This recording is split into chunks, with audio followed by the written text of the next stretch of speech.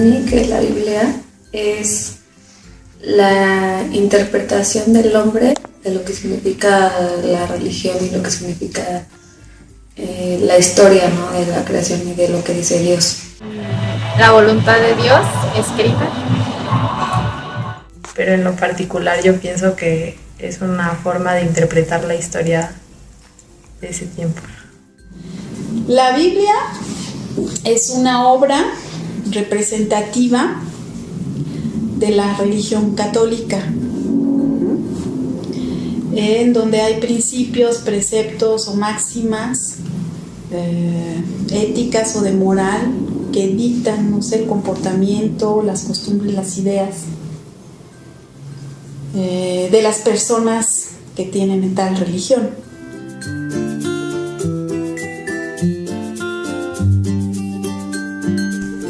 Yo creo que no es ni verdad, pero tampoco es mentira. Es como una forma de relatar lo sucedido que la gente de ese tiempo lo interpretó como pudo con lo que tenían. No tenían la información que tenemos hoy en día. Entonces yo creo que igual y parte puede que sí sea cierto, pero la forma de interpretarlo es como un mito, ¿no? Un poquito. Sí, la verdad sí creo que sí es verdad. No creo. No. Pero es una postura muy personal. Creo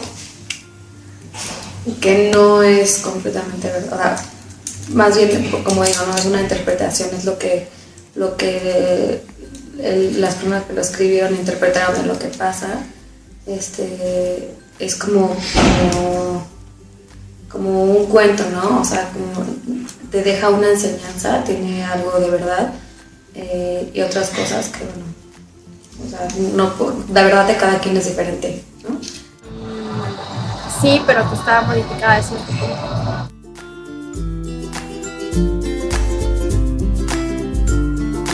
Depende de cómo cada quien entiende lo que es Dios, etc. Se podría decir que sí. Es la interpretación, yo diría que es la interpretación del hombre de la palabra de Dios. Sí, pero la modificaron mucho. No porque fue escrita por el hombre. Pues el hombre puede interpretarla, pues, a su forma de pensar de ese tiempo y pues muy subjetiva. Entonces no creo.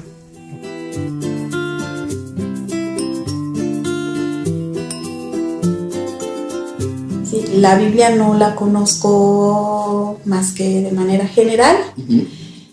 En la infancia, en las clases de catecismo, sí nos hacían leer fragmentos de la Biblia. Sí he leído la Biblia, sobre todo cuando iba a catecismo. Sí, leí la Biblia en el Apocalipsis. Sí, de hecho sí, desde el principio, desde que uno nada más es la Biblia de la nueva, desde que nació, porque la anterior no la leí.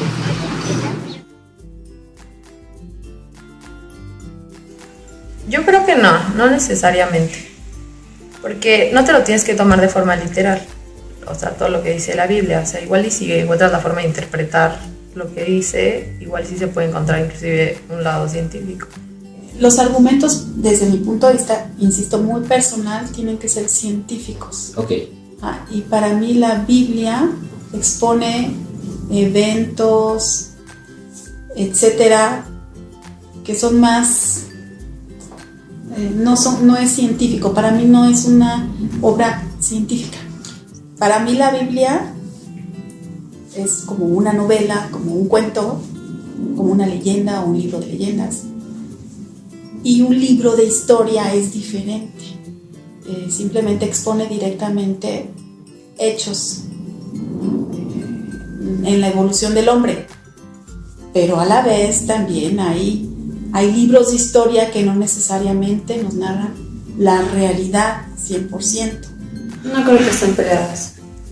Yo creo que puede haber una relación. Obviamente, es lo que te digo, ¿no? Como cada quien tiene como su verdad dependiendo del enfoque o del punto en el que ves las cosas. Entonces, unos explican de una manera y otros explican de otra, pero no quiere decir que uno o el otro esté mal.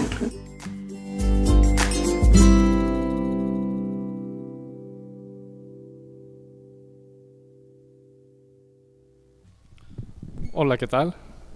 Buenas tardes a todos. Bueno, como pudieron ver aquí, fue un pequeño video que hicimos preguntando estas preguntas a las personas y hay muy diferentes tipos de respuestas. Unos sí creían que la Biblia era la palabra de Dios, otros no creían en la Biblia porque no era un documento científico y bueno, pudimos ver diferentes respuestas y justamente de eso queremos hablar. Primero les queremos presentar qué es el grupo Respuestas Querétaro. Somos un grupo de jóvenes que pertenecemos a la Iglesia Gracia Soberana. La Iglesia Gracia Soberana es aquí en este salón. Y bueno, el enfoque de este grupo es dar respuestas a preguntas cotidianas o preguntas inquietantes de la sociedad. Entonces ese es el objetivo del grupo y en esta ocasión, que es la segunda sesión que tenemos, vamos a hablar sobre esta pregunta. Si realmente la Biblia es verdad o ficción y es un documento confiable. Ahora, preguntamos, ¿la Biblia es un cuento de hadas? Muchas personas lo ven así. ¿Y por qué hay este pensamiento de que son cuentos o son mitos? Primero, tenemos que empezar entendiendo que en la Biblia existen milagros. Entonces, si nosotros pensamos que los milagros son en contra de lo que dice la ciencia, entonces sí, los milagros no son igual a la ciencia. Por lo tanto, como la Biblia habla de milagros, la Biblia no es igual a la ciencia. Y como la Biblia habla de Dios, entonces Dios no es igual a la ciencia. Esto es nuestra forma de pensar. Y tristemente, si nosotros pensamos que la Biblia son puros mitos o puras fantasías, pues no va a pasar mucho tiempo a que nuestro corazón se empiece a enfriar en este tema y no solamente vamos a rechazar a la Biblia, sino vamos a rechazar al Dios del que habla la Biblia, porque no creemos que lo que dice la Biblia es confiable. Y esto tiene que ver mucho con la visión actual del mundo. ¿Cuál es la visión actual o la forma de pensar del mundo hoy en día? Bueno, es creo y acepto lo que veo y lo que toco. Esto es esta forma de pensar de si yo no lo puedo ver o si yo no lo puedo tocar o si no está comprobado científicamente, no voy a creer en eso. A esto se le llama el método científico. ¿Qué es el método científico? Bueno, es una forma de analizar los hechos. Es a través de una hipótesis, una observación sistemática, una medición, un análisis y una modificación de la hipótesis. ¿Se escucha un poco complicado? Por eso se lo voy a presentar con plantitas. ¿Ok? Ahora, imagínense que yo quiero sacar una hipótesis de cómo crecen las plantas. Ahora yo voy a tener una variable. La variable va a ser el agua. ¿Cuántas veces voy a regar la planta? Entonces, a una planta yo la voy a regar, nunca la voy a regar. A otra planta la voy a regar 3 veces al día. Bueno, más bien todos los días. A otra planta la voy a regar 3 veces a la semana y a otra la voy a regar 1 vez a la semana. Después de estar haciendo sistemáticamente esto y observando lo que pasa, yo voy a poder ver que una planta creció más que la otra. Posiblemente la que se regó diario va a crecer más que la que nunca se regó. La que nunca se regó posiblemente o probablemente se secó. Esto es lo que es el método científico. Yo pongo una variable, yo hago una hipótesis de lo que va a pasar y a través de una forma sistemática de observación voy a poder llegar a una conclusión. Entonces nosotros decimos, o muchos de nosotros pensamos o decimos, yo creo nada más si está científicamente comprobado. Y esto es lo que es la ciencia, lo que está basado en el método científico. Y nosotros pensamos o decimos que la ciencia ya tiene todas las respuestas. Entonces, como la ciencia tiene todas las respuestas, voy a descartar completamente a Dios. Dios ya no me va a dar respuestas de nada. Y muchas veces confiamos más en lo que dice la NASA, Google, Wikipedia o incluso Yahoo Respuestas. Muchas veces nosotros somos, no sé qué hacer con este problema y me meto a Yahoo Respuestas, pregunto y hay cada tipo de respuestas más chistosas, como este ejemplo que les voy a poner en Yahoo Respuestas. Una persona pregunta, si me como un chip de ordenador, ¿me volveré en un robot? Y dice, estoy muy preocupado. Ayer me tragué un chip de mi computadora y he oído que te puedes volver robot. ¿Qué me dicen? Y lo más chistoso fue la respuesta. Y está seleccionada como la mejor respuesta en Yahoo Respuestas. Dice, yo conozco a varios robots y todos empezaron así. Primero notarás que las máquinas se vuelven locas a tu lado. Y después estás perdido. Te convertirás en un robot de limpieza o en un mando a distancia en pocas horas. Y después lo que le contesta el que hizo la pregunta: gracias, ¿me puedes pasar el mail de estos robots? Es por tener personas que ya la han pasado y todo eso. Esto es lo que pienso yo de esa pregunta. Lamentablemente, muchas veces nosotros confiamos más en lo que dice Internet o lo que supuestamente dice la ciencia, pero no hay ninguna base. Por ejemplo, están este tipo de respuestas muy absurdas. Pero bueno, regresando al tema, todo se puede comprobar con el método científico, porque no cabe duda que con el método científico se han desarrollado muchísimas cosas y se han podido llegar a muchas conclusiones, pero todo se puede comprobar así. Les voy a poner un ejemplo. Bueno, este es otra vez revisando. Todo puede pasar por una hipótesis, una observación sistemática, una medición, un análisis y una modificación de la hipótesis. Ahora, ¿quién de aquí cree que los dinosaurios existieron? Yo creo que todos creemos en que los dinosaurios existieron. ¿Por qué? Porque hay fósiles de los dinosaurios y hay evidencia que nos demuestra que los dinosaurios existieron. ¿O quién cree que existió Alejandro Magno? Pues también hay evidencia de que Alejandro Magno existió, que estuvo en la Tierra. Sin embargo, esto lo podemos entender a través de las evidencias, no a través de un método científico. Finalmente no puedo observar sistemáticamente si Alejandro Magno existió o si los dinosaurios existieron. Es otro tipo de métodos que se utilizan para comprobar que los dinosaurios y que Alejandro Magno existieron. Esto es a través de las evidencias, no a través del método científico. Y lo que vamos a mostrar hoy es una conferencia a través de evidencias claras sobre la Biblia. Así como podemos creer en los dinosaurios y podemos creer en Alejandro Magno, que sí existieron, igual podemos creer en la Biblia a través de las evidencias. Y esto queremos que al final llegues a estas dos tipos de conclusiones. Una es rechazar lo que te estamos diciendo, rechazar la Biblia completamente o aceptarla. Pero lo que no puedes hacer es ignorarla. Después de esta plática no vas a poder ignorar la Biblia porque las evidencias son claras y, más importante aún, si lo que dice la Biblia es verdad, ¿qué significa para ti? Entonces, aquí me voy a detener y bueno, voy a dar paso a que Fer y Rodrigo nos acompañen en el resto de la conferencia. Buenas tardes. Bueno, una de las cosas que vamos a ver hoy en esta conferencia es realmente la pregunta de ¿por qué la Biblia? ¿Por qué la Biblia en lugar de otros libros religiosos, en lugar de otros documentos que tenemos? ¿Qué hace tan especial a la Biblia?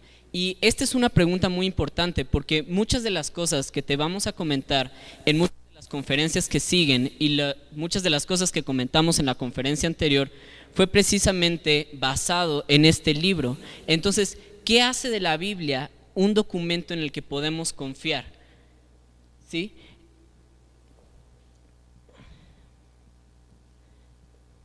¿Por qué? Si ustedes me preguntaran o si alguien me preguntara ¿por qué decidí creer en la Biblia? Yo les respondería lo siguiente. La Biblia es una colección confiable de documentos históricos escrita por testigos oculares durante la vida de otros testigos oculares que informa de eventos sobrenaturales que ocurrieron en cumplimiento de profecías específicas y afirman que sus escritos tienen un origen divino y no humano.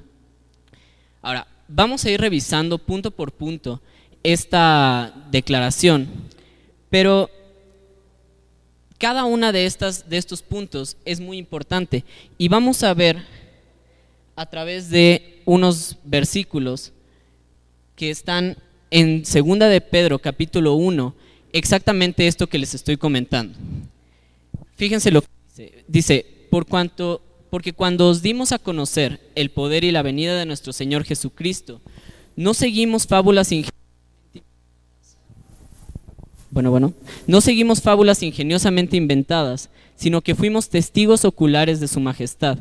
Pues cuando él recibió honor y gloria de Dios Padre, la majestuosa gloria le hizo esta declaración: este es mi Hijo amado en quien me he complacido. Y nosotros mismos escuchamos esta declaración, hecha cuando estábamos con Él en el Monte Santo. Y así tenemos la palabra profética más segura, a la cual hacéis bien en prestar atención, como a una lámpara que brilla en lugar oscuro, hasta que el día despunte y el lucero de la mañana aparezca en vuestros corazones.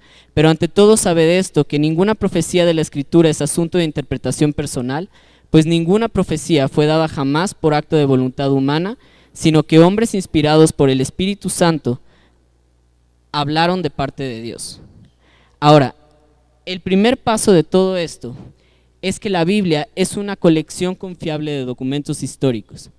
¿Por qué es esto tan importante? Bueno, es importante que sea una colección, es importante que sea confiable y es importante que sean documentos históricos. ¿Por qué es importante que sea una colección? Bueno, es importante porque no se trata de una persona que dijo, Dios me habló y ahora todo el mundo tiene que escucharme. Si se fijan, esta es una de las diferencias muy grandes entre la Biblia y muchos otros documentos religiosos que tenemos. La mayoría de los documentos religiosos que tenemos son una persona o están escritos por una persona que dijo, Dios me habló o el ángel tal me habló y ahora todo el mundo me tiene que escuchar. Y la Biblia no es así. Les voy a dar unos datos interesantes sobre la Biblia. La Biblia fue escrita en un periodo de 1500 años. Fue escrita en 3 continentes, Asia, Europa y África.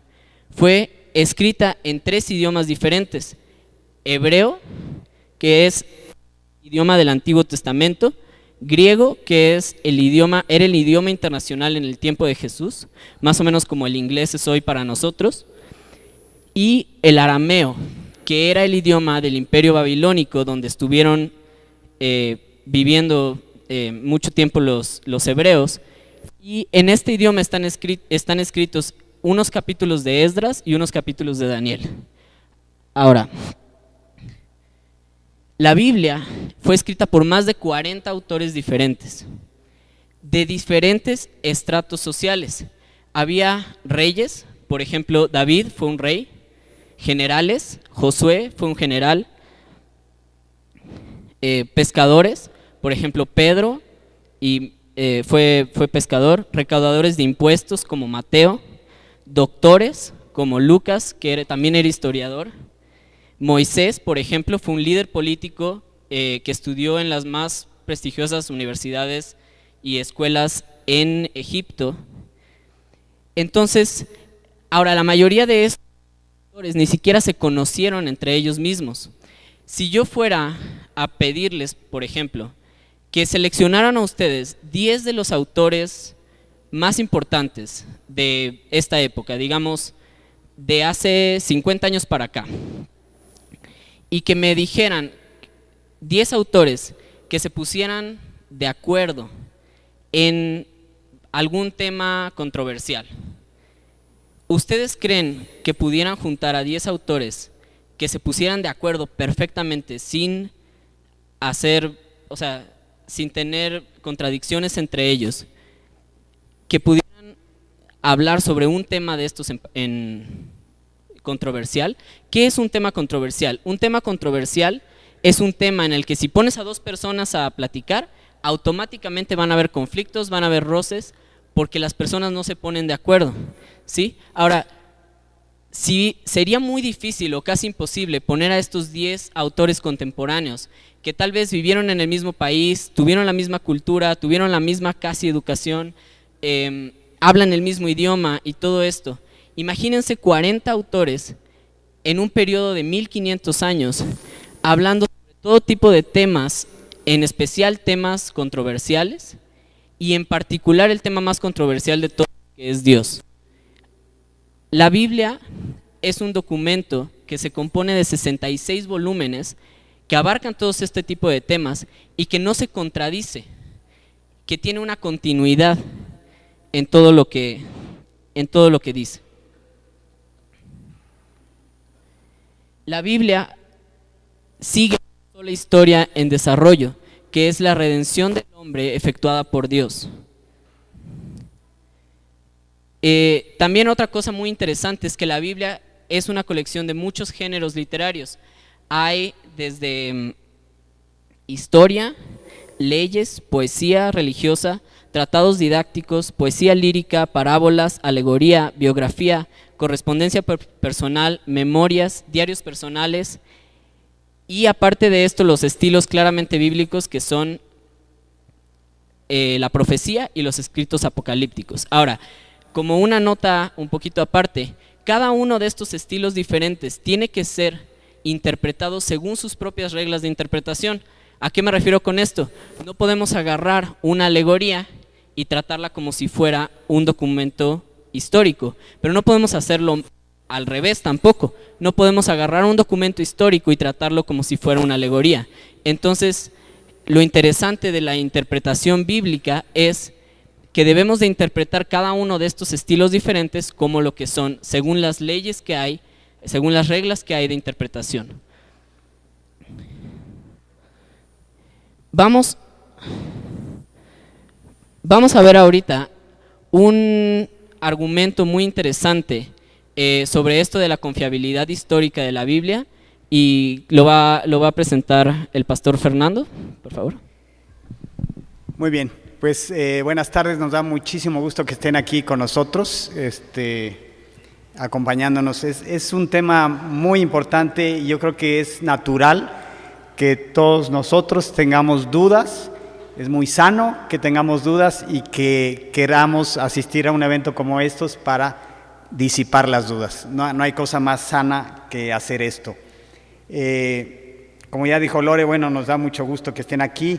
Este proyecto no solamente, va a durar todo el año y vamos a estar tratando de responder preguntas de todo tipo importantes, especialmente la pregunta más importante: ¿existe Dios?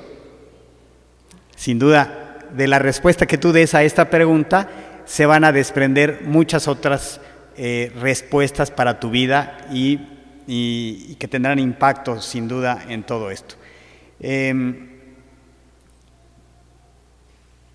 Lo que te quiero decir es, no vamos a responder esta pregunta, como se dice en el ambiente, con un argumento circular. Es decir, no te vamos a decir, sí, Dios existe porque la Biblia dice que Dios existe.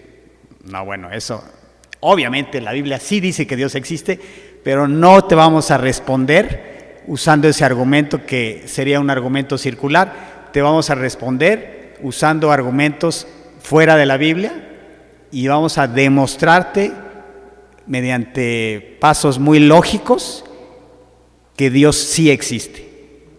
Es más, diría yo que Dios tiene que existir, como lo decía Aristóteles y Platón. Entonces no te pierdas estos próximos eventos que vamos a estar teniendo, porque queremos realmente sorprenderte con respuestas muy, muy sólidas. Ok, yo les voy a hablar del argumento, como decía Rodrigo, del argumento arqueológico, ¿sí? Como lo explicó muy bien Raúl, el método científico sí se usa para demostrar cierto tipo de cosas y el método evidencial se usa para demostrar otro tipo de cosas.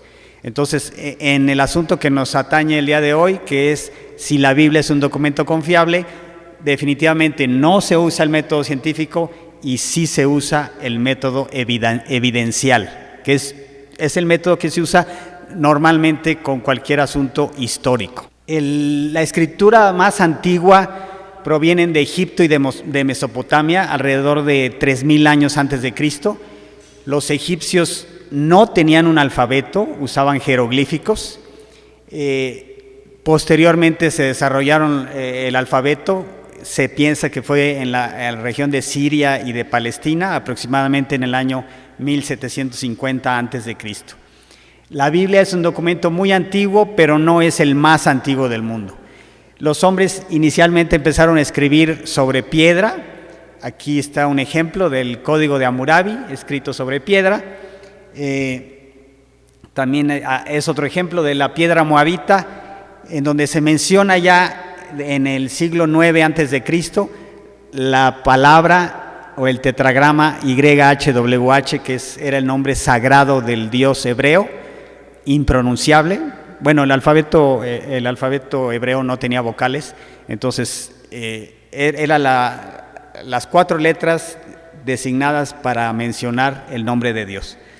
Entonces, estos son 2 ejemplos en piedra. El término Biblia viene de la palabra biblos, que era un término griego para referirse al papiro. Biblión es la palabra derivada que significa rollo de papel, y Biblia es el plural de biblión, que significa los libros. Entonces, por definición, la Biblia es una colección de libros. Bien, el término testamento,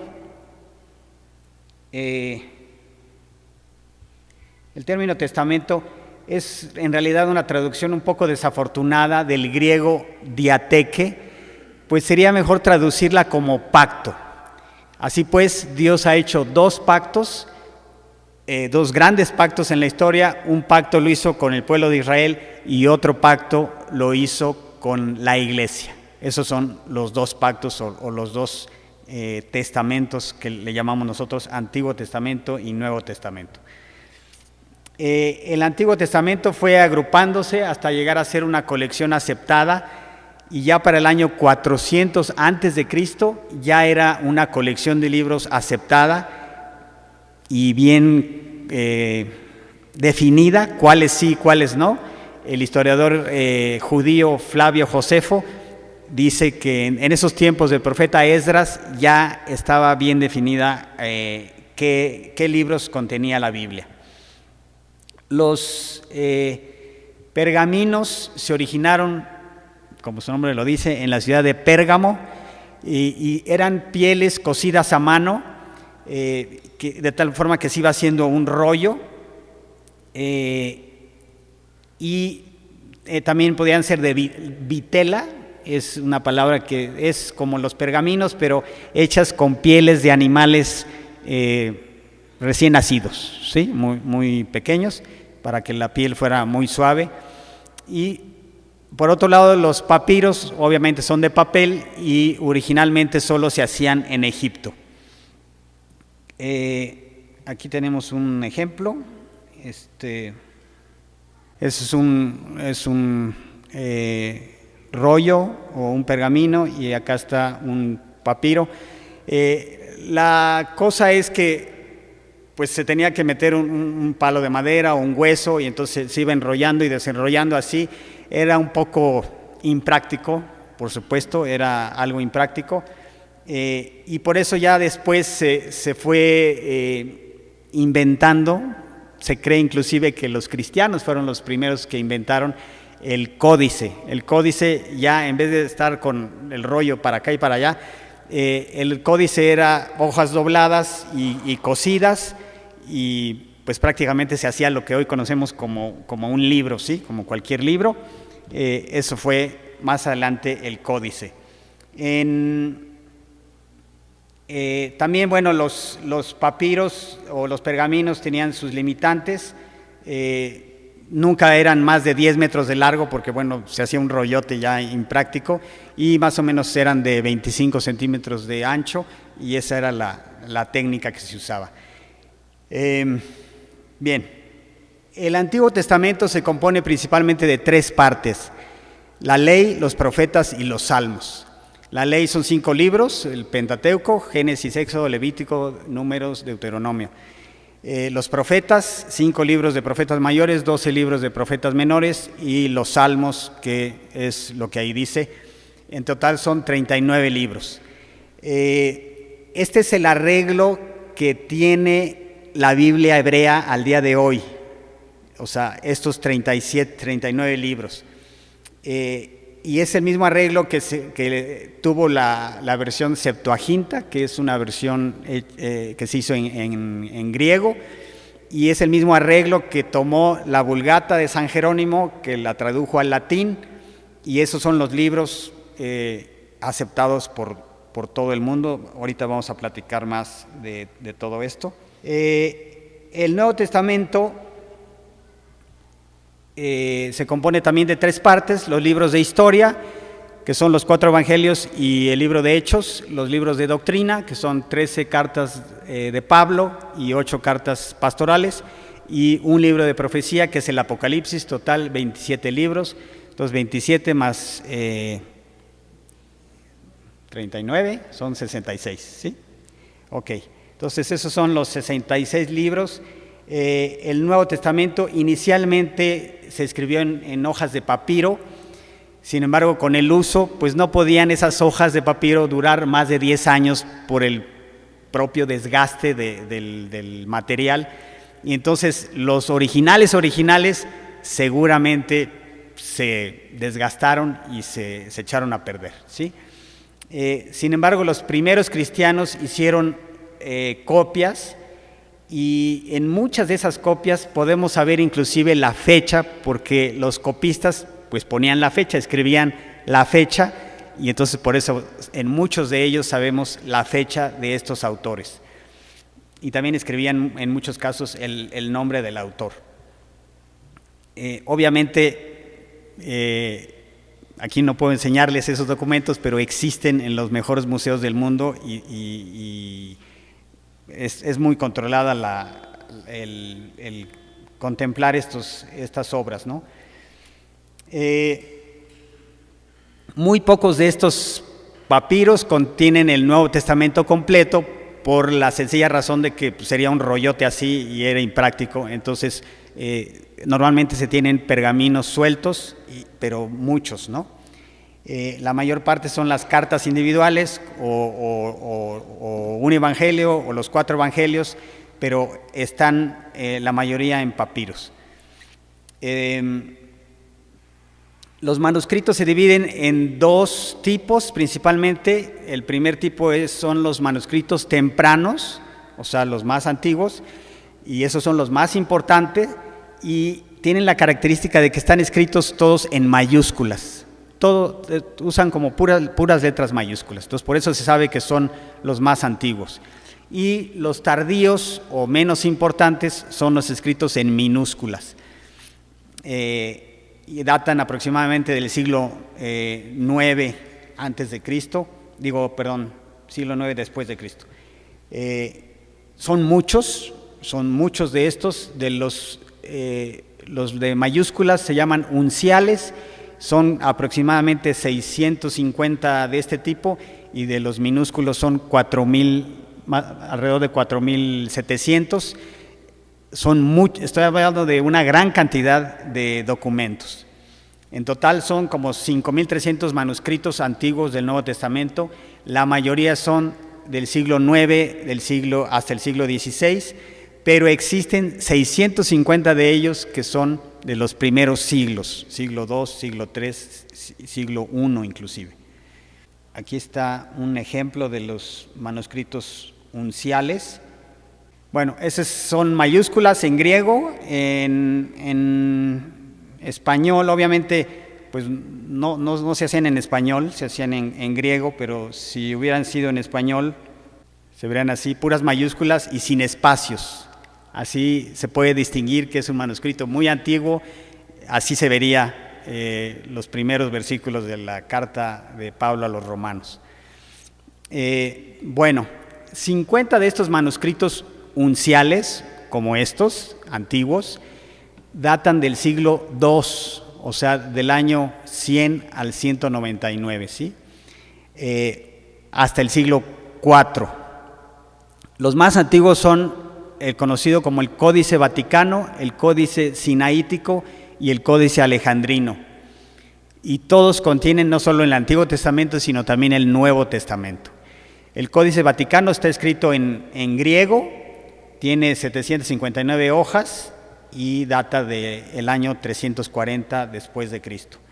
El Códice Sinaítico es del año 400 después de Cristo, y es llamado así porque se descubrió en el monasterio de Santa Catalina, en el monte Sinaí, por un alemán de apellido Tischendorf, y es la copia más antigua del Nuevo Testamento completo, y contiene porciones del Antiguo Testamento. Actualmente se encuentra en el Museo Británico. el códice sinaítico. Y el códice alejandrino es de alrededor del 450 después de Cristo y contiene tanto el Antiguo Testamento como el Nuevo Testamento casi completos. Hay otros dos unciales, o así documentos antiguos y con mayúsculas, que es el Códice Efraín y el Código Besae, ambos del siglo V, son un poco más recientes. Y también del Nuevo Testamento hay otras versiones que no están en griego, o sea, son traducciones. Automáticamente, por el hecho de ser una traducción, digamos que tiene un poco de menos importancia, ¿sí? Es mejor el idioma original, que era el griego. Pero la importancia que tienen estas traducciones, que son tres, la versión siriaca, la latina y la cóptica, es que son del siglo II. Entonces, son traducciones, no tienen tanta importancia, pero son del siglo II y eso los hace también muy importantes. Aquí les voy a mostrar una foto de la Biblia. La versión en latín más reconocida es la Vulgata, traducida por San Jerónimo en el año 400 después de Cristo. Y es la Biblia que imprimió Gutenberg en el año 1456, y esta fue la Biblia que predominó en todo el occidente por más de 1000 años, la Vulgata de San Jerónimo en latín. A mí me tocó todavía ir a algunos servicios religiosos en latín. Obviamente yo no entendía nada, pero, o sea, para que se vean para que vean el impacto que tuvo el idioma latín y la traducción de San Jerónimo. Como decía Rodrigo, la Biblia fue escrita en 3 idiomas, hebreo, arameo y griego, y de estas 3, ninguna es actualmente una lengua muerta. El hebreo se habla hoy en día en Israel, el arameo se habla en Siria y el griego, pues obviamente se habla en Grecia. El hebreo es especial porque se lee, bueno, para nosotros se lee al revés, de derecha a izquierda, y como les decía, no tiene vocales. El arameo es muy similar al griego, y lo que pasó fue que aquí en la pintura famosa esta se ve cómo los israelitas van caminando hacia el exilio en Babilonia. Llegó Nabucodonosor, conquistó Jerusalén, fue un sitio por demás cruel y sanguinario. En fin, perdieron la guerra, se los llevaron cautivos 70 años, y allá en Babilonia, pues todos los hebreos tuvieron que aprender a hablar arameo. No les quedó otra. Y luego ya regresaron, finalmente también por obra de Dios, regresaron, un edicto de Ciro, el emperador Ciro, regresan a Israel, pero ya traían toda esta cultura de hablar el idioma arameo, y por eso es de que en tiempos de Jesús mismo hablaba arameo, no hablaba hebreo, no hablaba griego, el idioma del mundo era el griego, pero Jesús y sus apóstoles hablaban en arameo. De ahí vienen todas las palabras que a veces los evangelistas escriben y mencionan, que dijo Talita Kumi, o que dijo Abba, Padre, o que dijo Eloí, Eloí, lama sabactani. Todas esas son palabras en arameo, porque en eso hablaban todos los Jesús y sus discípulos. El texto griego, en 1516, Erasmo de Rotterdam, que es este personaje, editó y publicó el Nuevo Testamento en griego. Fue el primero en hacer esto. El texto, fíjense bien, el texto él lo basó en algunos manuscritos tardíos, los que tuvo a la mano el buen Erasmo de Rotterdam.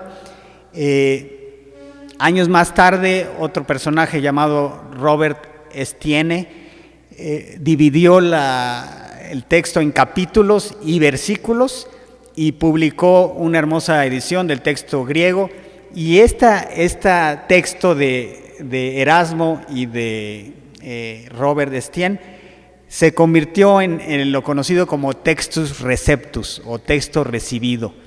Y ese Textus Receptus fue la base para la traducción de la Biblia del Rey Jaime, de la Biblia que tradujo Lutero al alemán, incluso de la Reina Valera. Ese fue el texto que tomaron como base estas personas.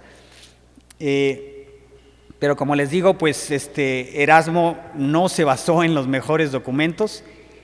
Sin embargo, en 1881, dos eruditos de Cambridge de Cambridge, dos personajes, uno llamado Westcott y otro que se apellidaba Hort, hicieron una profunda revisión basándose en los manuscritos más antiguos.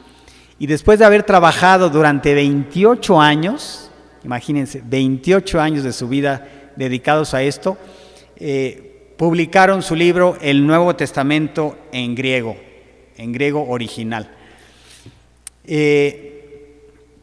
Ellos se fueron a los manuscritos más antiguos, al Códice Vaticano, al Códice Sinaítico principalmente, y a las versiones más antiguas, la versión siriaca, cóptica y latina.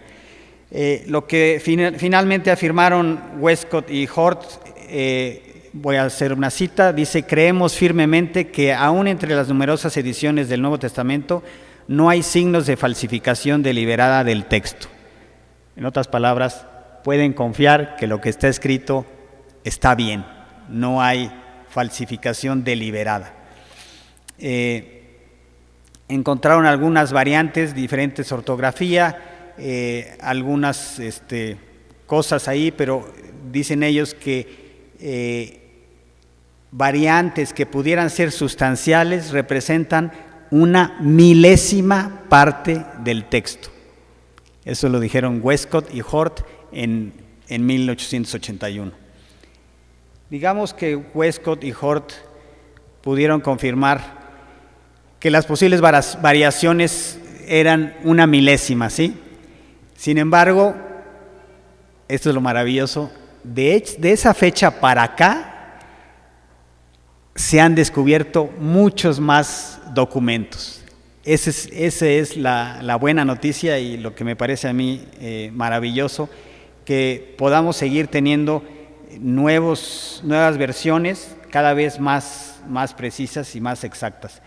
De esa fecha para acá, en 1897, dos personajes, otra vez dos ingleses, uno llamado Grenfell y Hunt, encontraron unos papiros en la ciudad griega de Oxyrhynchus, en Egipto, y ahí se encontró el papiro más antiguo del Evangelio según San Mateo. Ahí lo encontraron, más antiguo que el Códice Sinaítico y el Vaticano. Y encontraron otros 27 manuscritos, todos ellos más antiguos que el Códice Sinaítico y el Códice Vaticano. Algunos de ellos son 150 años más antiguos. En 1931, Sir Frederick Kenyon descubrió los papiros Chester Beatty, y en 1952 se encontraron en la ciudad de Tebas, al sur de Egipto, los papiros Bodmer. Estos papiros contienen el Evangelio según San Juan, primera y segunda de Pedro y porciones del Evangelio de Lucas. Estos dos documentos están en el Museo Británico, y aquí está la foto de Sir Frederick George Kenyon, director del Museo Británico. Él fue director durante 21 años y comenta, más bien enuncia esto que vale la pena leerlo. Dice: el cristianismo puede tomar toda la Biblia en su mano y decir sin temor o vacilación que tiene en ella la palabra verdadera de Dios, transmitida sin pérdida esencial de generación a generación a través de los siglos. Eso lo dice el que fuera 21 años director del Museo Británico. No es cualquier persona por ahí en la calle, créanme, lo dice una autoridad en la materia. Por otro lado, otro testimonio similar es de William Ramsay, un arqueólogo, profesor de Oxford y de Cambridge, y es ampliamente conocido por su atención muy especial sobre los acontecimientos del Nuevo Testamento, en particular sobre el libro de Hechos y las epístolas de Pablo. La primera vez que fue a Asia Menor, este personaje, aquí les voy a poner su foto, la primera vez que fue a Asia Menor, muchas de las ciudades mencionadas en el libro de Hechos no tenían ni siquiera una ubicación, no se conocía ni dónde habían estado esas ciudades, o sea, no se sabía nada. El único registro era el libro de Hechos. Y este personaje, Sir William Ramsay, se propuso firmemente demostrar que el autor del libro de Hechos, o sea, Lucas, era un historiador completamente improvisado e impreciso. Eso fue lo que dijo Sir William Ramsay. Yo les voy a demostrar que todo esto es puras habas, puro mitote, y de seguro Lucas estaba mal en todo lo que escribió. Bueno, Ramsay se dedicó a desenterrar ciudades antiguas y documentos en Asia Menor, y después de haber dedicado toda su vida a esta tarea, concluyó: el libro de los Hechos de los Apóstoles puede soportar el escrutinio más minucioso como una autoridad sobre los hechos del mundo en el mar Egeo. Fue escrito con tal juicio, habilidad, arte y percepción de la verdad que es un modelo como documento histórico. Lo que te quiero decir hoy es: no inviertas tu vida en descubrir algo que ya una persona gastó toda su vida para descubrir. Y créanme que era un arqueólogo bien estudioso, bien reconocido. Bueno, Ramsay, una vez hecho esto, volvió su atención hacia las cartas de Pablo y estudiándolas minuciosamente, porque en esa época se decía que eran cartas falsas y que todo era puras mentiras, concluyó que todas las 13 cartas del Nuevo Testamento eran documentos históricos confiables. Eso lo dice una autoridad realmente en el tema, arqueólogo experto. Aquí en esta tabla te voy a mostrar, para que tengas una comparación de las evidencias. La columna de la izquierda dice son los autores, después viene la fecha en que fue escrita la obra, la fecha del manuscrito más temprano, los años transcurridos y la cantidad. Entonces, por ejemplo, de Platón, que escribió por ahí del 427 a.C., el manuscrito más temprano lo tenemos en el 900 después de Cristo, o sea que pasaron del 400 al 900, pasaron 1200 años. Y tenemos 7 documentos o 7 pergaminos de los documentos de Platón, ¿sí? Y así con todos los demás, con Tácito, con Sófocles, Tucídides. Si ven los años transcurridos entre la fecha en que se escribió y el manuscrito más temprano, pues anda por los 1200 años, 1000, 1400, 1300, 1500, 1400. Llegamos al Nuevo Testamento, fecha en que se escribió del 40 al 100 después de Cristo, fecha del manuscrito más temprano 125 y quizás sea menos, años transcurridos entre 25 y 50, y tenemos 5.300 documentos originales de esa fecha. Entonces, ¿por qué rayos siempre la duda, no? No, ¿quién sabe quién la escribió? No sabemos nada. No, sí sabemos, claro que sí sabemos, pero nadie duda de lo que escribió Platón, de lo que escribió Heródoto, de lo que escribió Aristóteles. De eso, no, pues vas a la librería, compras el libro y jamás dudas de nada. Ah, no, pero que no sea la Biblia, porque entonces sí, todos dudamos. No, ¿quién la escribió? No es cierto. Como en las entrevistas que vimos, ¿no? La escribieron los hombres, todo le cambiaron, son puras mentiras. Bueno, no son puras mentiras, ahí están hombres arqueólogos, hombres historiadores que han dedicado su vida a todo esto y que te pueden demostrar, y todo esto son lo que se sabía. Se siguen descubriendo documentos, y eso es lo maravilloso. Esto en el método evidencial es aplastante y abrumadora mayoría. Dicho con otras palabras, no puedes dudar ni un milímetro de los escritos del Nuevo Testamento. Si vas a dudar de eso, bueno, pues entonces tendrías que dudar prácticamente de todo. Bueno, otras evidencias. Los evangelistas, Marcos, Mateo, Lucas y Juan, se piensa que escribieron su evangelio, Marcos entre el 65 y el 75, Mateo 85, y así lo que dice ahí, ¿no? Sin embargo, hay un argumento importante a considerar.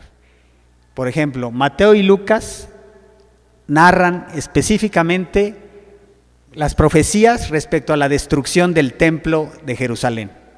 Destrucción de Jerusalén y del templo. Narran esas profecías, pero no escriben nada de su cumplimiento, lo cual es completamente asombroso, y lo cual indica necesariamente que escribieron su documento antes del año 70, porque en el año 70 fue cuando vinieron los romanos y aplastaron a Jerusalén. Entonces, eso quiere decir que Marcos lo escribió antes del 75, Mateo antes del 85 y Lucas antes del 83, o sea, antes del 70. ¿Sí? Ese es otro argumento de mucho peso, pienso yo, para pensar que los tres evangelios fueron escritos alrededor del año de los años entre el 40 y el 65. Y esto implicaría necesariamente que estos tres evangelistas conocieron personalmente al Señor Jesucristo. Entonces ya la cosa cambia, ¿eh? Mateo, Lucas y Marcos conocieron personalmente a Jesucristo. Es como si compras una novela hoy y te pones a leerla, o una película, y la novela habla de Nueva York y te dice que las Torres Gemelas y por aquí por allá. Automáticamente sabes que el autor escribió esa novela antes del 11 de septiembre de 2001, ¿sí? Entonces es igualito. Si Mateo no escribió sobre la caída de Jerusalén, es que lo escribió antes del año 70 y por lo tanto entonces muy probablemente conoció de manera personal al Señor Jesucristo. Esto es lo que podemos concluir. Y estos nombres que están ahí, Cornelio Tácito, Luciano de Samosata, Flavio Josefo y todos ellos, son historiadores no cristianos del primer siglo que confirman la vida y ejecución de Jesucristo. No cristianos. Y en sus escritos hablan de la vida y ejecución de un personaje llamado Jesucristo. Esas son también evidencias históricas. Ahora, una cosa es saber cómo se escribió y bajo qué condiciones se escribió y quién lo escribió, los libros de la Biblia, pero otra cosa es saber y determinar qué libros deben estar en la Biblia. ¿Realmente esos libros son palabra de Dios? Ya vimos que son documentos históricos, pero la segunda pregunta es, ¿y son palabra de Dios? Entonces, ese tema se le llama canonicidad, es decir, si pertenecen al canon o si entran en el canon. Y esa es la pregunta, si deben de ser, sobre qué base deben de ser aceptados o rechazados, o cuáles sí y cuáles no. Es una buena pregunta, ¿no? A ver, bueno, ¿y cómo sabes que esos libros de veras los escribió Dios o los inspiró Dios y otros no los inspiró Dios? ¿Por qué son 66 y no 87? ¿O quién dijo, no? ¿Con qué autoridad dijeron? Bueno, es una pregunta muy, muy válida. La palabra canon viene del griego canon y del el hebreo cané, que significa caña. Es decir, una caña era como para medir y es como poner una vara, una caña, y contra la que se miden los libros, ¿no? A ver, cualquier libro lo medimos contra la caña y vemos si mide lo mismo, ok, entonces es libro sagrado, y si no, no lo es. De ahí viene la palabra canon, para saber si es libro de la Biblia o no. Lo que sí debemos de estar muy conscientes es que ningún concilio eclesiástico, por decreto propio,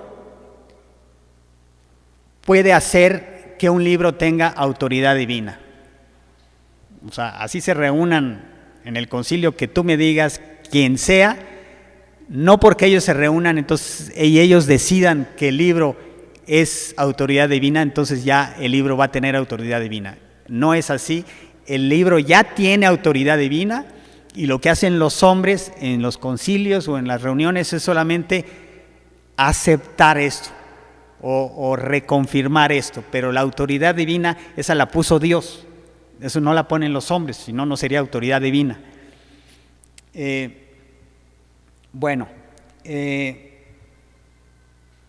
Entonces, los criterios son que haya sido autorizada o confirmada o avalada por un profeta, por Jesucristo o por un apóstol. Ese es el primer criterio. El segundo criterio es que tenga una unidad histórica y doctrinal, que es lo que hablaba Rodrigo, que no se contradiga con otro libro, que sea armonioso en toda con los demás 65 libros, debe de tener armonía. Entonces ese es el segundo criterio. Y el tercer criterio es que tenga autenticidad en cuanto a la paternidad y la fecha del autor, ¿sí? Que sea auténtico, sí lo escribió tal persona y sí existió y en tal fecha. Esos son los tres criterios. Entonces, esto es como una cadena, es la conocida como cadena de autoridad apostólica. Apóstol significa que fue testigo presencial, ocular, así que lo vio y lo palpó, de la resurrección de Jesucristo. Nadie puede ser apóstol. Por ejemplo, hoy en día hay algunos que dicen apóstoles. Bueno, es una falla elemental. Nadie puede ser apóstol si no fue testigo presencial de la resurrección del Señor Jesucristo. Entonces, Jesús y los apóstoles certificaban los escritos. Es como una cadena de autoridad apostólica. Por ejemplo, aquí está hablando Jesucristo, dice el Evangelio de Lucas: luego les dijo Jesucristo: lo que ha pasado conmigo es lo mismo que les anuncié cuando aún estaba con ustedes, que era necesario que se cumpliera todo lo que está escrito acerca de mí en la ley de Moisés, en los profetas y en los salmos. Aquí Jesucristo mismo está avalando que lo escrito por los profetas, por la ley, los profetas y los salmos, es palabra de Dios. Se acabó. No hay duda. Lo que escribieron Moisés en la ley, los profetas y los salmos es palabra de Dios. Eso fue las tres divisiones que les mostré al principio. Así lo conocían los judíos: la ley, los profetas y los salmos, y eso incluía los 39 libros. Y aquí Jesucristo está avalando que todo eso es palabra de Dios, y ahí hablaba de Él, ¿sí? Profetizaba de todo lo que Jesús iba a vivir. Bueno, por otro lado, el apóstol Pedro avala lo que escribió Pablo. Pablo es apóstol, pero de todos modos Pedro lo avaló, ¿sí? Como dice ahí: tengan en cuenta que la paciencia de nuestro Señor es para salvación, tal y como nuestro amado hermano Pablo, según la sabiduría que le ha sido dada, les ha escrito. Entonces, Pedro avala a Pablo, es una cadena, como les iba yo diciendo. Después Pablo mismo, en su carta a los Gálatas, dice: pero les hago saber, hermanos, que el evangelio anunciado por mí no sigue criterios humanos, pues yo no lo recibí ni lo aprendí de nadie, sino que Jesucristo me lo reveló. Se acabó. Y por otro lado tenemos a Sir William Ramsay, que dijo: todo lo que escribió Pablo son documentos históricos confiables. También Pablo confirma que sus escritos son palabra de Dios en la carta a los tesalonicenses, en donde dice: por eso también nosotros siempre damos gracias a Dios de que cuando ustedes recibieron la palabra de Dios que nosotros les predicamos, no la recibieron como mera palabra humana, sino como lo que es, como la palabra de Dios, la cual actúa en ustedes los creyentes. Entonces, Pedro daba gracias a Dios de que la gente recibía la palabra de las cartas de él como palabra de Dios. Y Jesús avala, hace referencia en todos los evangelios. Jesús citó cantidad de veces a Isaías, los Salmos, el Génesis. Jesús citó a Adán y Eva como personajes históricos, no como una mitología o un cuento de hadas, sino como personaje histórico. Jesucristo citó a Adán y a Eva. Hizo citas del libro de Éxodo, de Levítico, de Números, de Deuteronomio, Miqueas, Zacarías, Jeremías, Daniel, Ezequiel, Joel, 1 Samuel, 1 y 2 de Crónicas, 1 y 2 de Reyes, Josué. O sea, prácticamente Jesucristo citó todo el Antiguo Testamento. Por si fuera poco, la otra cita que les dije, hizo citas directas y concisas hacia otros libros del Antiguo Testamento.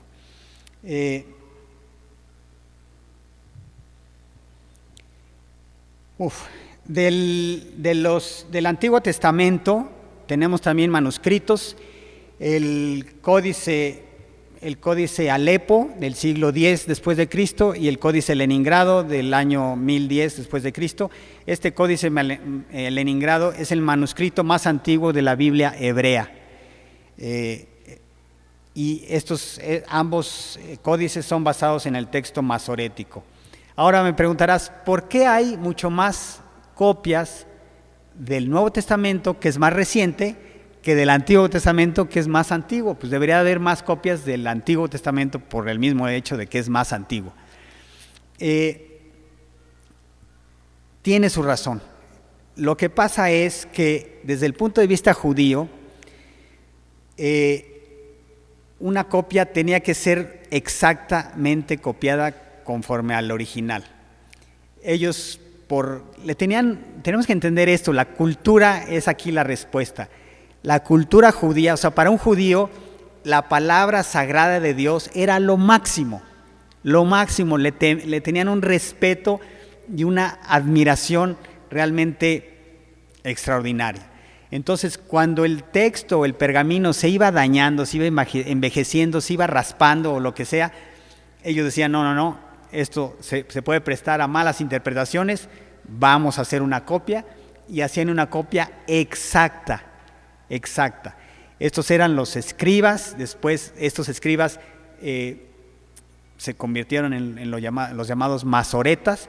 Masoreta quiere decir tradición, y era una tradición que se pasaba de generación en generación, de familia a familia, de padre a hijo, para que copiara con profundo respeto la palabra de Dios. A eso dedicaban su vida, realmente eso era para ellos todo. Y lo que hacían era que el escrito viejo o el antiguo lo enterraban.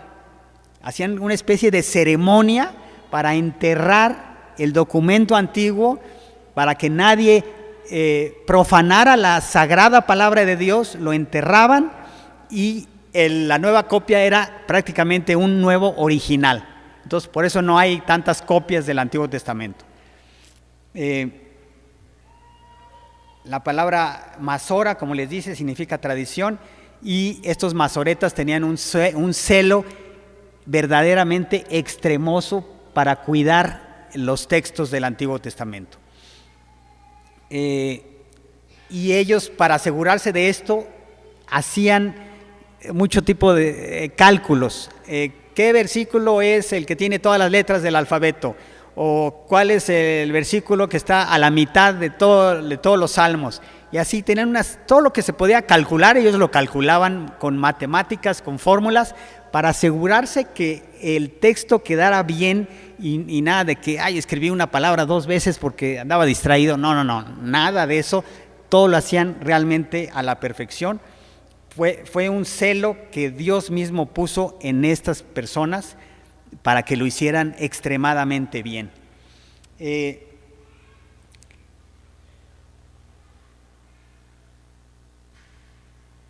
Bueno,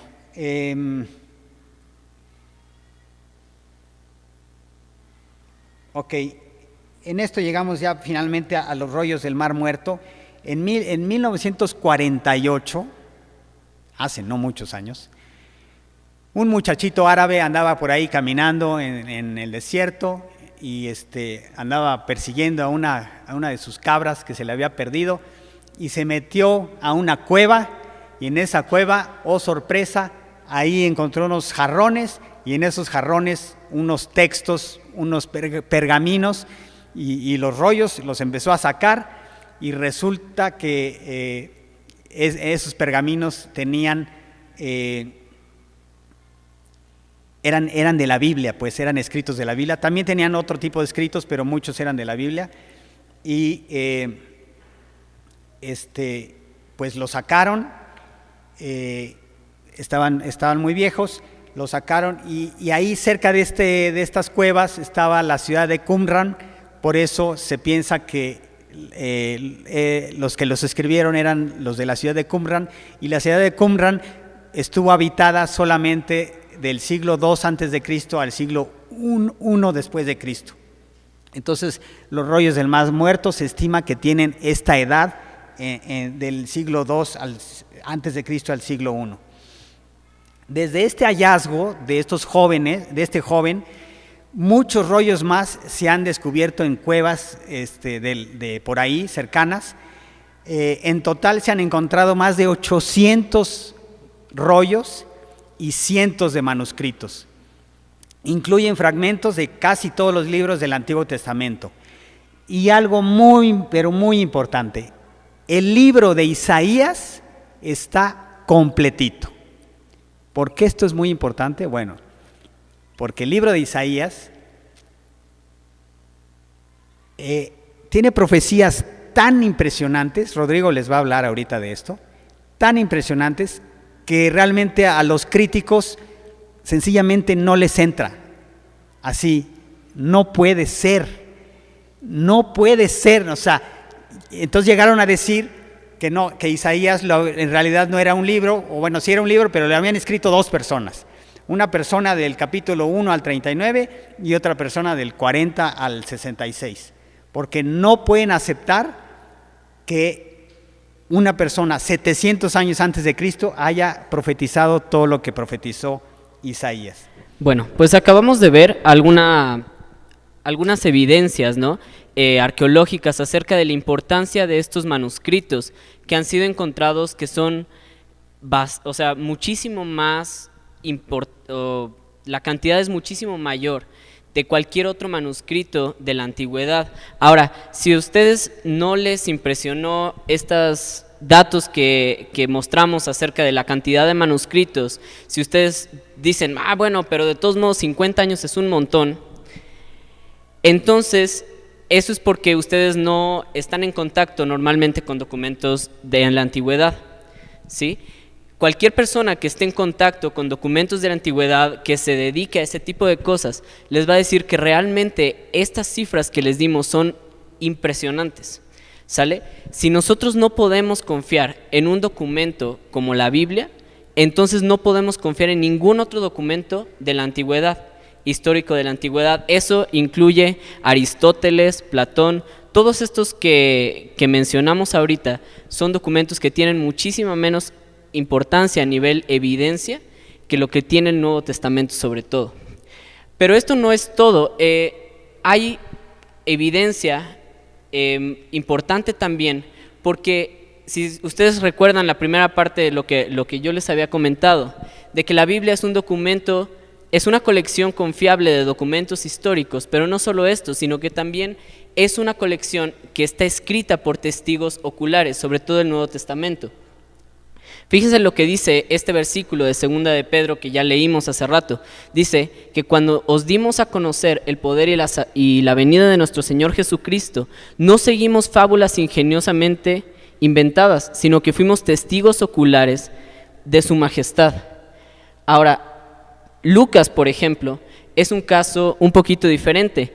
Él dice que él no es un testigo ocular, sino que él es un historiador que recaba la información de los testigos oculares. Él dice al principio de su evangelio, él dice esto: por cuanto muchos han tratado de compilar la historia de las cosas que entre nosotros son muy ciertas, tal como nos la han transmitido los que desde el principio fueron testigos oculares y ministros de la palabra, también a mí me ha parecido conveniente, después de haberlo investigado todo con diligencia desde el principio, escribírtelas ordenadamente, excelentísimo Teófilo, para que sepas la verdad precisa sobre las cosas que te han sido enseñadas. Fíjense que no dice para que ustedes crean ciegamente en lo que les dije, o para que ustedes crean ciegamente en lo que les han dicho los demás, sino para que ustedes sepan la verdad precisa de las cosas sobre las que han sido enseñadas.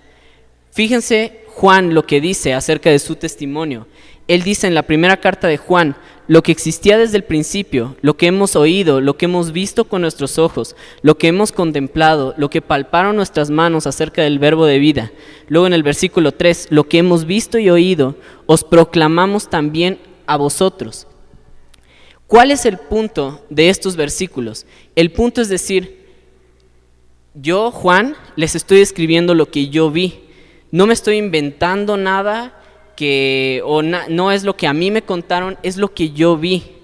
No es alguien que está diciendo, yo vi en un sueño, no, yo lo vi con mis propios ojos, palpé con mis propias manos, escuché con mis oídos.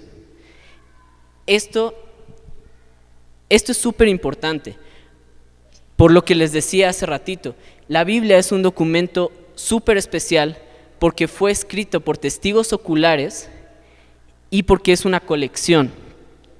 Pero no solamente fue escrita por testigos oculares, fue escrita por testigos oculares durante la vida de otros testigos oculares. Y esto es sumamente importante. Fíjense lo que dice 1 Corintios 15, esto lo escribió Pablo, y recuerden que acabamos de ver evidencia de que lo que escribió Pablo es realmente de esta fecha, realmente lo escribió él. Y fíjense lo que dice: porque yo os entregué en primer lugar lo mismo que recibí, que Cristo murió por nuestros pecados conforme a las Escrituras, que fue sepultado, que resucitó al tercer día conforme a las Escrituras, que se apareció a Cefas y después a los 12, luego se apareció a más de 500 hermanos a la vez, la mayoría de los cuales todavía viven, pero algunos ya duermen. Después se apareció a Jacobo, luego a los apóstoles, y al último de todos, como aún ha sido fuera de tiempo, se me apareció también a mí.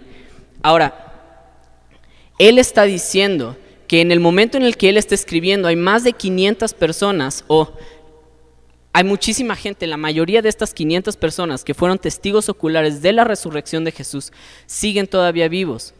¿Por qué es esto importante? Bueno, hay un principio epistemológico que se llama refutacionismo. Y lo que esto significa es que si yo les digo algo y hay forma de probar que lo que yo dije no es verdad, entonces ese argumento tiene valor. ¿Por qué? Porque es comprobable. Si yo les digo algo y yo no tengo manera de comprobar lo que estoy diciendo, entonces yo les estoy pidiendo que ustedes confíen en mí ciegamente, ¿sí? Si un argumento no es refutable, entonces no hay forma de comprobar. Y este argumento no tiene tanto peso. Pero en el tiempo de Pablo, lo que él está diciendo es: mi argumento es refutable. Lo que yo les estoy diciendo, hay personas que lo vieron, y hay personas que podrían decir: eso no pasó así. La importancia de que la Biblia haya sido escrita por testigos oculares durante la vida de otros testigos oculares es precisamente esto. En el momento en el que ellos escribieron estas cosas eran refutables y nunca fueron refutadas. Entonces, esta es evidencia que tiene que ser tomada en cuenta. Bueno, hasta aquí tenemos un libro de historia confiable, ¿sale? Tenemos un libro de historia que puede pasar las más altas y las más minuciosas observaciones, según lo vimos hace ratito, pero aquí es donde se pone bueno el asunto, porque la Biblia no es solo un libro que cuenta de historia, sino que estos testigos oculares, que son testigos confiables, ellos informaron de cosas sobrenaturales, informaron sobre eventos sobrenaturales, como cuáles. Por ejemplo, ellos dicen que Jesús caminó en el agua, ellos dicen que vieron a Jesús caminar en el agua, ellos dicen que vieron a Jesús transformar el agua en vino, ellos dicen, por ejemplo, que ellos vieron a Jesús sanar a los enfermos. Esta no es una secta religiosa que está tratando de pasar sus reglas y regulaciones, sus normas y regulaciones por escrito. Estas son personas que están diciendo, yo vi cosas sobrenaturales. La más increíble de todas esas es la resurrección. Ellos dicen, el viernes estaba muerto y el domingo Jesús había resucitado. Entonces, esto es importante, porque acabamos de pasar de un libro de historia a un libro de historia confiable que cuenta sobre eventos sobrenaturales. Y no solamente eventos sobrenaturales, sino eventos sobrenaturales que ocurrieron en cumplimiento de profecías específicas. ¿A qué me refiero con profecías específicas? Bueno, lo contrasto con una profecía general del tipo de: en este salón hay alguien que ha perdido su trabajo últimamente. Bueno, eso es una profecía general. Con más o menos yo conocer pues, la situación económica del país, yo podría mencionarles eso, y estoy seguro que alguno de ustedes perdió su trabajo hace poco. Ese es un tipo de profecía general. Otro tipo sería, bueno, yo ahorita, ¿no?, digo que alguno de ustedes tiene seguramente un problema de espalda, por ejemplo. Estas son profecías generales. Esto no es a lo que me estoy refiriendo con las profecías de la Biblia. Estas son profecías específicas, escritas sobre eventos específicos. Una de estas es Isaías 53. Isaías 53 es un capítulo del Antiguo Testamento. Acabamos de ver que fue uno de los libros que está completo en los rollos del Mar Muerto, que datan de antes de Cristo. Isaías escribió 700 años antes de Jesús, y él narra con lujo de detalles la muerte del Mesías. Ahora, hay una historia muy interesante sobre esto, porque hay un proyecto que se llama Proyecto Isaías 53, bueno, es en inglés, pero esa sería la traducción, y es un proyecto que ellos van a Israel y ellos les comparten a los judíos acerca del Mesías prometido, que es Jesús, y ellos les muestran. Una de las cosas que ellos hacen es que ellos llegan con una Biblia judía, pero atrás le ponen una Biblia cristiana, y les dicen, les voy a leer un pasaje, les voy a leer un texto, y ustedes me tienen que decir quién lo escribió y a quién se refiere. Entonces ellos les leen Isaías 53, y normalmente lo que pasa es que estas personas les dicen, eso es de Jesús, está en el Nuevo Testamento, y entonces ellos quitan la Biblia cristiana de atrás y les dicen, no, esto es Isaías 53, es tu Biblia judía. Y la gente se enoja y se pone así. ¿Por qué? Porque ellos se dan cuenta en ese momento que la vida y la muerte de Jesús fueron en cumplimiento de profecías específicas. Esta profecía fue escrita 700 años antes de Jesús, pero hay una profecía que fue escrita más o menos 1000 años antes de Jesús, que es el Salmo 22. Ahora, si yo en el tiempo de Jesús les hubiera querido decir, por favor acompáñenme al Salmo 22, yo no les hubiera podido decir así. ¿Por qué? Porque los versículos y los capítulos se añadieron más o menos en el año 1500 después de Cristo. Entonces, yo lo que les hubiera tenido que decir, o la forma como ellos se referían a los salmos son canciones. Entonces, la forma en la que ellos se referían a los salmos era, ellos citaban la primera línea del salmo. Entonces, Si yo les hubiera querido decir, por favor acompáñenme al Salmo 22, yo lo que les tendría que decir es, acompáñenme por favor a Elí, Elí, lama sabactani. Ahora, esto fue lo que Jesús dijo, una de las cosas que Jesús dijo cuando él estaba en la cruz. Elí, Elí, lama sabactani. Imagínense, ok, vamos a hacer un ejercicio rapidísimo. Yo les voy a decir la primera parte y ustedes me van a decir lo que sigue. De la Sierra Morena, cielito lindo, vienen bajando. Exactamente, ¿no? Mexicanos al grito de guerra. Ok. Ahora, eso es aquí. Pero imagínense si yo estoy a punto de ser ejecutado. Yo les digo la primera parte de la canción y luego ustedes me ven morir. ¿Qué pasaría con ustedes? Seguramente ustedes estarían pensando en el resto de la canción, todo el resto del tiempo que yo iba a estar muriendo. Vamos a ver el Salmo 22. Recuerden que esta fue la primera línea que Jesús dijo cuando Él estaba en la cruz. Dios mío, ¿por qué me has abandonado? ¿Por qué estás tan lejos de mi salvación y de las palabras de mi clamor? Fíjense el versículo 6. Porque yo soy gusano y no hombre, oprobio de los hombres y despreciado del pueblo.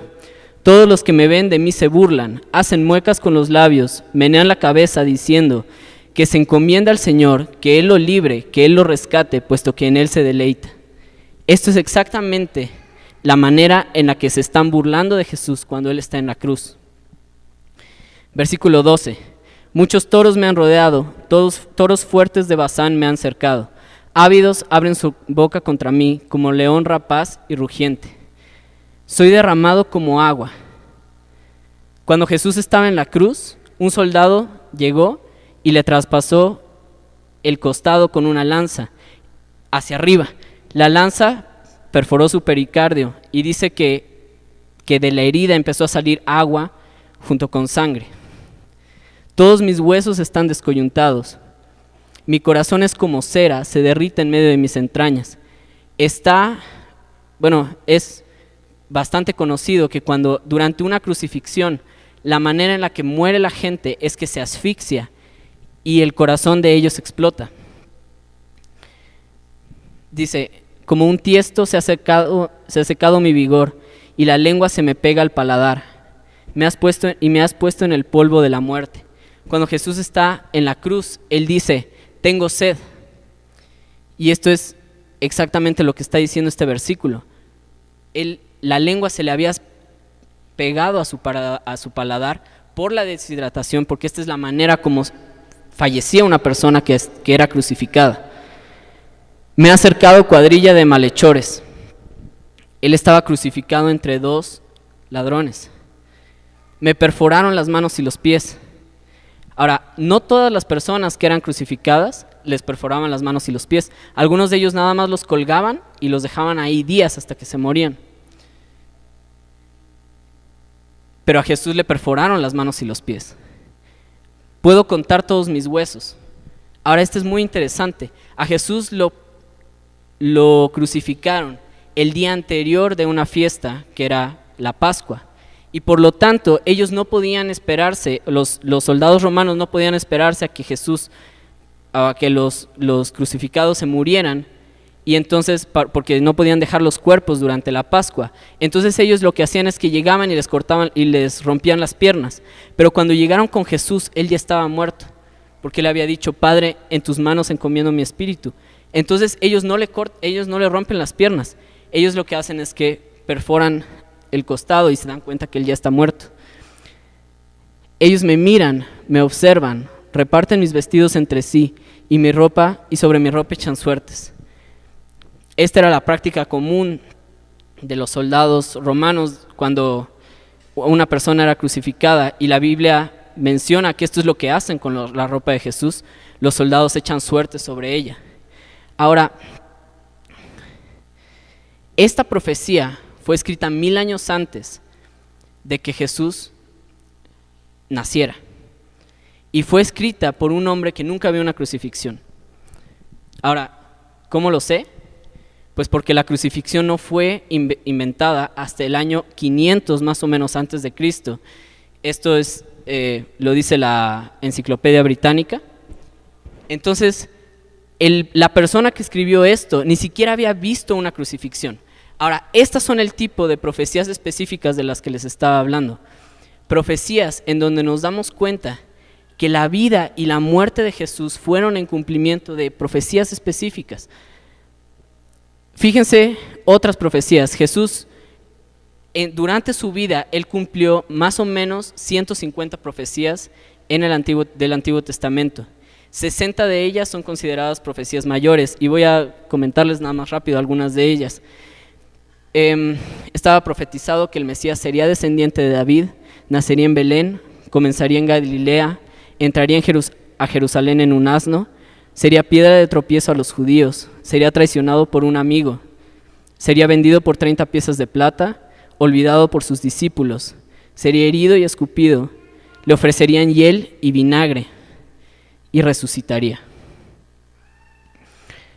Por eso es que Pedro dice que tenemos la palabra profética más segura. Esta es una evidencia, esta es otra evidencia súper importante de que la Biblia es lo que dice ser, la palabra de Dios. Y esto es algo que es importante. La Biblia dice ser la palabra de Dios. No es solamente un documento histórico confiable, es un documento histórico que dice ser la misma palabra de Dios. Cientos de veces vemos en la Biblia frases como Dios dijo esto, Dios dijo aquello, Dios le dijo a Moisés, ¿no? El Señor ha dicho, ese tipo de frases, ¿sale? Entonces, fíjense lo que dice este versículo, que es la continuación del pasaje que hemos estado leyendo. Pero ante todo sabed esto, que ninguna profecía de la Escritura es asunto de interpretación personal, pues ninguna profecía fue dada jamás por un acto de voluntad humana, sino que hombres inspirados por el Espíritu Santo hablaron de parte de Dios. Ahora, ustedes me pueden decir, bueno, yo no creo que la Biblia sea la palabra de Dios porque fue escrita por los hombres. Si se acuerdan, este fue uno de los argumentos que presentaba una de las muchachas entrevistadas aquí. Yo no creo que la Biblia sea verdad porque la escribieron los hombres. Bueno, entonces no puedes confiar, no puedes creer en nada que esté escrito en ningún libro, porque fue escrito por los hombres. Si tú me dices, no, bueno, es que yo no puedo creer que la Biblia sea verdad, sea confiable, porque yo sé que los hombres son falibles y los hombres escribieron la Biblia.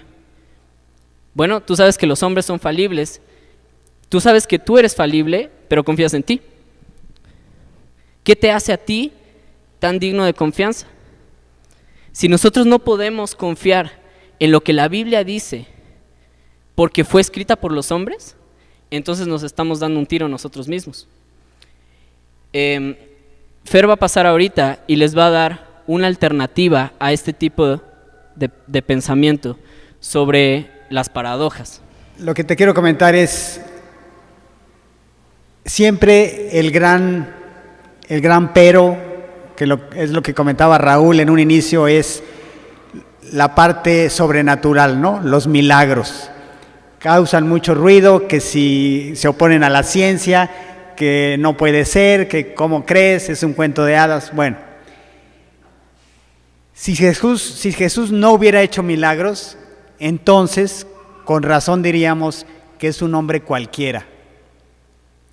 Cuando Jesús hizo milagros, como Jesús hizo milagros para demostrar su deidad, entonces decimos que la Biblia son puras fantasías. O sea, si no los hace, es un hombre cualquiera. Y si los hace, son puras fantasías. Entonces, siempre Dios está frito. No le damos opción, ¿no? Con nada estamos contentos. No importa lo que haga Dios, siempre encontramos la forma de voltear la tortilla y de ponerlo a Él en duda. Si Jesús hubiera nacido como cualquier bebé, entonces diríamos que es un hombre común y corriente. Como Jesús nació de una virgen para demostrar su deidad, entonces decimos que la Biblia son cuentos de hadas. Siempre nos salimos con la nuestra.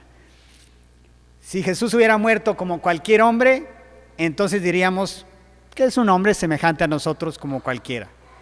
Como Jesús resucitó para demostrar que era Dios, entonces decimos que la Biblia son puros cuentos mitológicos. Siempre es la postura de arrinconar a Dios y de no dejar salida.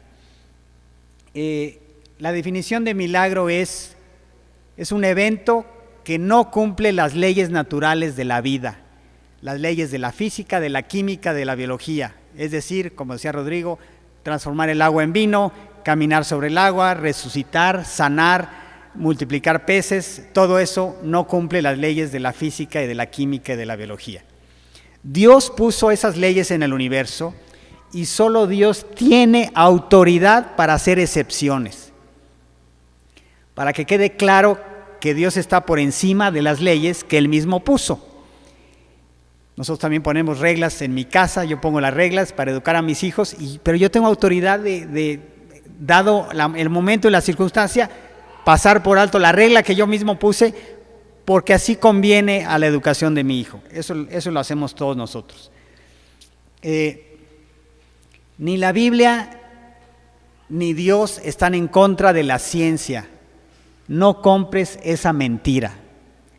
La Biblia no está en contra de la ciencia. No hay tal contradicción. Solo hubo unas cuantas excepciones que Dios ordenó para dejar clara su soberanía.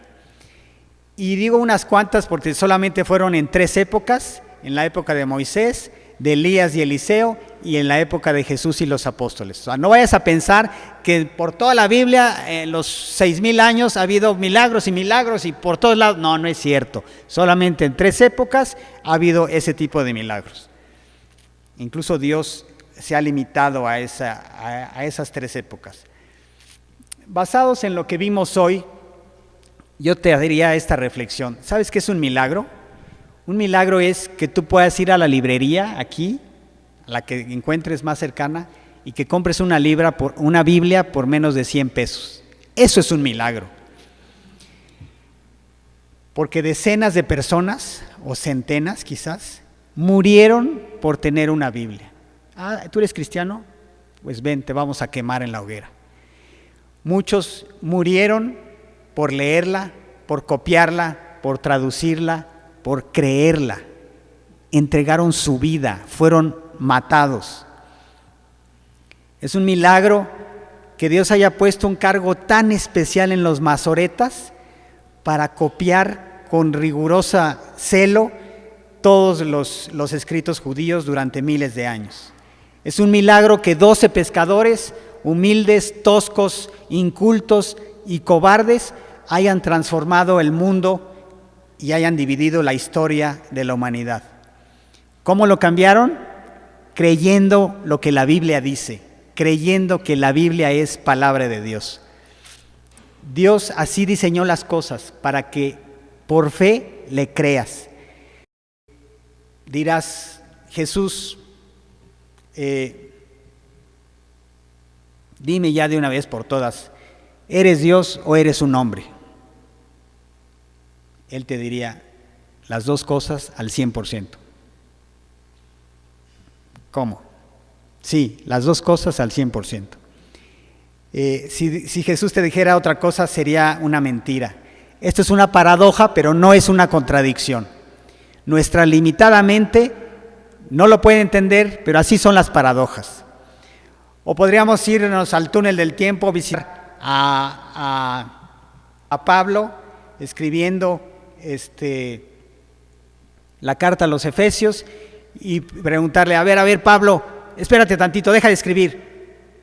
¿Quién está escribiendo la carta? ¿Tú o el Espíritu Santo? Pablo te diría, los dos al 100%. No se puede.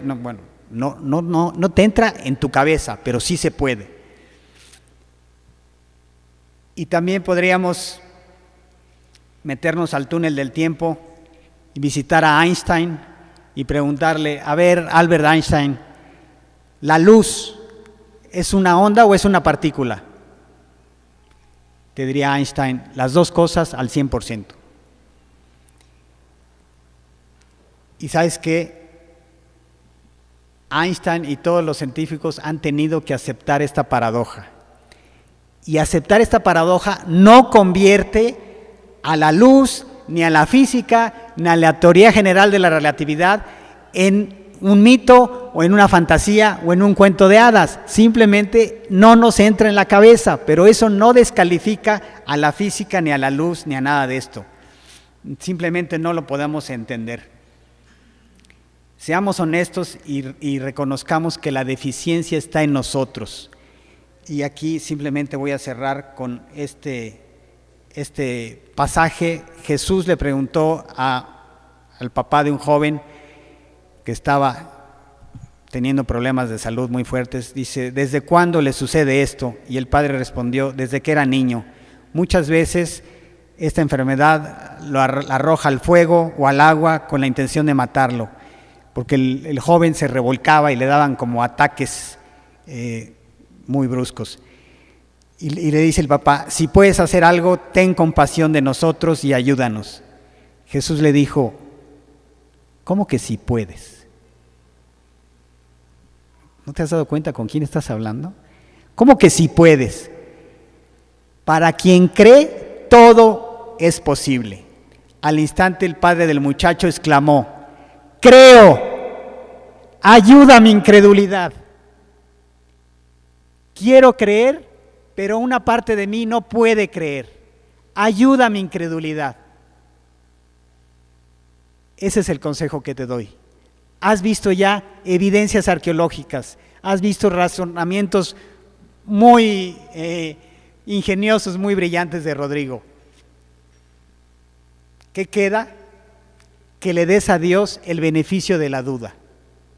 Y si tienes problemas de creer, sé honesto como este hombre. Jesús, hay una parte de mí que sí cree, pero otra parte de mí no creo. Pero quiero creer. Ayuda a mi incredulidad. Ayúdame a creer. Ese es mi consejo y medítalo. No hay túnel del tiempo. No podemos ir a estos lugares. Eran solamente unas frases. Yo te diría, ¿qué es más difícil? ¿Enviar a Jesucristo al mundo a que viva una vida perfecta y muera por tus faltas en la cruz? ¿O hacértelo saber por medio de la Biblia? ¿Qué es más fácil o qué es más difícil? ¿Sabes qué? Dios ya hizo las dos cosas. Ya mandó a su Hijo a morir por ti y ya lo escribió en la Biblia para que te enteres. Ya hizo tanto lo difícil como lo fácil. Ya nada más falta que tú le digas a Dios, creo, ayuda a mi incredulidad.